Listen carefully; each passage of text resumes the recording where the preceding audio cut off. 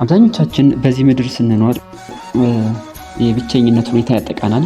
በተለያዩ ሁኔታዎች ብቻችንን መሆን እንፈልጋለን። ነገር ግን ይሄ ብቸኝነት ለተለያዩ ጉዳቶች ሲያጋልጠን ይስተዋላል ወይም ሲጋለጥ ይስተዋላልና ዛሬ የምናየው የሚያስከትሉ ጉዳቶችና ከዚህ ብቸኝነትስ ራሳችንን እንዴት ነገር ችግር ካወቅ ለዚያ ችግር መፍትሄ መፈለግ ሁኔታ ቀላል ያደርጋል።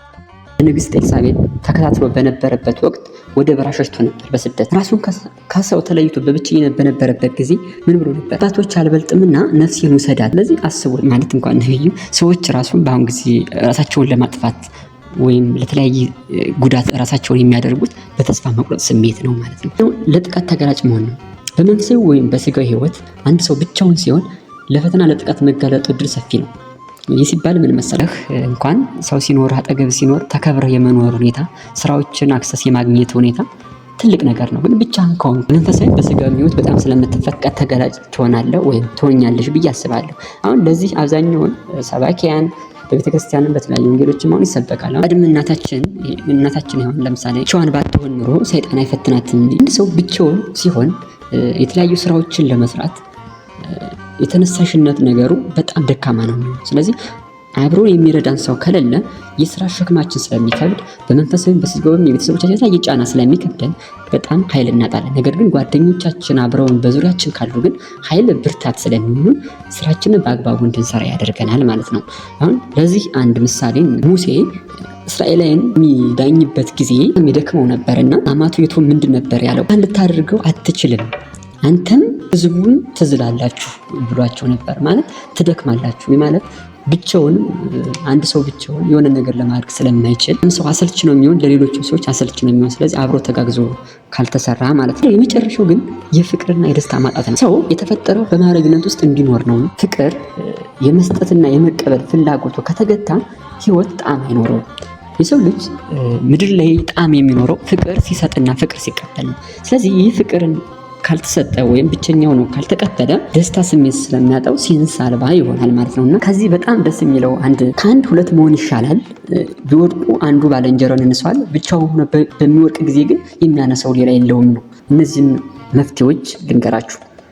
የመጀመሪያው ከእግዚአብሔር ጋር ያለን ግንኙነት ማጠናከር ነው። ትልቁ መፍትሄ ከእግዚአብሔር ጋር ወይም ከአምላካችን ጋር ያለን ግንኙነት ማጠናከር ነው። ለዚህ ምን መሰላችሁ? ሰው ቢተው እንኳን የማይተውህ አምላክ እንዳለ ካመንክና ካወቅህ ያ ብቸኝነት ራሱ ወደ ትልቅ እድገት ወይም ለምሳሌ አባቶቻችን በጣም ወደ ብቸኝነት በሚሆኑበት ጊዜ በብትውና ውስጥ እንዲኖሩ የሚያደርጋቸው ነገር ሰዎች ቢተዋቸው እንኳን ከአምላካቸው ጋር ያላቸው ግንኙነት በጣም ጠንካራ ከሆነ ነገር እዚህ ጋር አስተውሉ። የእግዚአብሔርን ቸርነት፣ ርኅሩህነት፣ በጎነት፣ የዋህነት እንደዚህ ነገሮችን የሰው ልጅ ምድር ላይ ክፉ ነገር ይሰራል ብዬ አላስብም። እኛው መፍትሄ ማህበራዊ ህይወትን መመለስ። ማህበራዊ ህይወት ደግሞ ወይም ሶሻል ሚዲያ አጠቃቀማችንን መርጠን የምንሰማ ከሆነ ከኛ የመሆናችን አቅም ይቀንሳል። ምሳሌ ይህን ቪዲዮ ነው በ1870ዎቹ ወይም ደግሞ በ1880ዎች አካባቢ የነበረውን ትልቅ ታዋቂ ሀብታም ታውቀዋለህ? ወይም ደግሞ በዛ ሰዓት የነበረውን ትልቅ ታዋቂ ሰው ታውቀዋለህ? አታቆማ። ለምን? ስለማይመለከት። ያንን ታዋቂ ሰው ወይም ደግሞ ያንን ትልቅ ሀብታም ሰው የማወቀ በአንተ ላይፍ ላይ እችን የምታክል ጠብታ እንኳን የሚፈጥርን ነገር ስለሌለ you don't care. Do you care? You don't, right? አይደለ? አይመለከትህም። ይህን በ1970ዎቹ የነበረውን ትልቅ ሀብታም ሰውዬ ወይም ደግሞ በ1970ዎቹ የነበረውን ያ በጣም ፌመስ ሰው አለማወቅ ብዙም ላንተ ኬር የማይሰጥ ከሆነ አንተሳ በዚህ ምድር ላይ ኤግዚስት ማድረግ ለሌሎች ሰዎች የሚሰጠው ፋይዳ አለ? ማን ነው ስላንተ የሚያስበው? ማን ነው ስላንተ የሚያስታውሰው? አንተ በመኖር ባለመኖር በጣም የሚጨነቅ ሰው በጣም ኤግዚስት በማድረግ በጣም ወሬ አድርጎ በጣም ኤክሳይትድ ሆኖ ስላንተ ግራቪቴት የሚያደርግ ሰው አለ?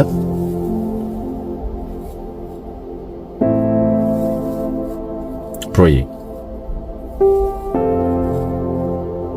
በሰዎች ህይወት ላይ ትንሽ ጊዜ ስትኖር እስካለ ድረስ ሰዎች ኤክሳይትድ ይሆናሉ።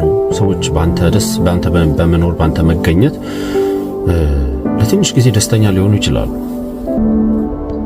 በአንተ መኖርም ባለመኖርም የሚጎዳም የሚጠቀም ሰው የለም። ባትኖርም ሰዎች ለትንሽ ጊዜ ሚስ ያደርገዋል። ከዛ በኋላ ላይፍ ይቀጥላል። ሰዎች እንደዚህ የኛ ያለ አንተ በሌለበት ሰዓት ማያስታውሱ፣ አንተ በሌለበት ሰዓት ሰዎች በጣም ማያስጨንቃችሁ ከሆነ አሁን መንቃት ያለብህ አይመስልም? አሁን ነቃ ብለህ ለራስ ብቻ መኖር መጀመር ያለብህ አይመስልም? የምሬን እኮ ነው። አይመስልም? በጣም በአንተ አለመኖር የሚጎዱ ሰዎች ከሌሉ ለትንሽ ጊዜ ብትኖርም ባትኖርም ብዙ ማስጨንቃቸው ሰዎች ካሉ ለራስ መኖር ትልቁ ፎከስ ልታደርግበት የሚገባ ነገር ነው ብለህ አታስብም? ራስ ላይ አተኩር፣ ለራስ ኑር። እንዳያችሁት ይህ ሰውዬ ማንም ሰው ስለማያስታውሳችሁ በህይወታችሁ ስለራሳችሁ ብቻ ኑሩ አይነት ነገር ነው ጠቅለል ስናደርገው። ከዚህ ነገር እውነትም አለው። ነገር ግን አብዛኞቻችን ቀጥታ እንዳወረን ነው እንዳላደገ ሀገር ካሰብ ነው ግን በስጋዊ ህይወትም በመንፈሳዊ ሁኔታም ትክክለኛ አስተምሮ ነው ብዬ አላምንም። ይሄ የራሴ አስተሳሰቦች እንዲያስታውሱን አይደለም ያን ነገር የምናደርገው። ሰዎች እድሜ ልካቸውን እኛን በእኛ ነገር በእኛ ህይወት ማለፍ ሲያዝኑ አይደል እኛ የምንሄደው ወደ ሌላ ዓለም እንደሆነ ማለት ተስፋ ካረግ ምድራዊ ይሄ ጓደኛችን ሳይሆን ማለት ጥራት ያለ ጓደኛ ሲሆን በችግር ጊዜ የሚደርስ እና አንተም በችግር ጊዜ ልትደርስለት የምትችለው ጓደኛ መመስረት ነው። ለምሳሌ በጣም ደስ የሚለው በመጽሐፍ ቅዱስ ጓደኝነት ለምሳሌ የዳዊትና የዮናታን ነው።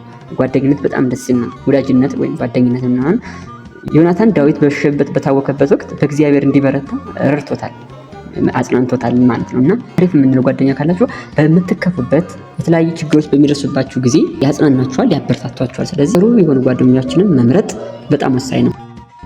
የሰራነው ቪዲዮ ስላለ ትክክለኛ ጓደኞቻችን እንዴት እንመርጣለን ብለን በሰራነው ቪዲዮ ማየት ትችላላችሁ ማለት ነው። የአስተሳሰብ ለውጥ ማድረግ ነው ብዬ አስባለሁ። ሁሉ ነገር የሚሰራው ሃይምሮ ላይ ነው እና ብቸኝነት አንዳንድ ጊዜ የሚመጣው ምን ይመስላችኋል? ትልቁ ነገር ማንም አይወደኝም፣ በዚህ ምድር ማንም አይወደኝም፣ ስለኔ ነገር የሚጨነቅ ሰው አይኖርም ድምዳሜ ማድረግ ነው። ባዶ እንድትሆን ያደርጋል ማለት ነው። ሰዎችን ወደ መሰላችንን ወደ ምስጋናና ወደ ይቅርታ ብንቀይረው በጣም ትልቅ ለሰዎች ይጠቅማል ብዬ ያሰብኩትን ከተጠቀማችሁበት ሰብስክራይብ፣ ላይክ በማድረግ አበረታቱኝ።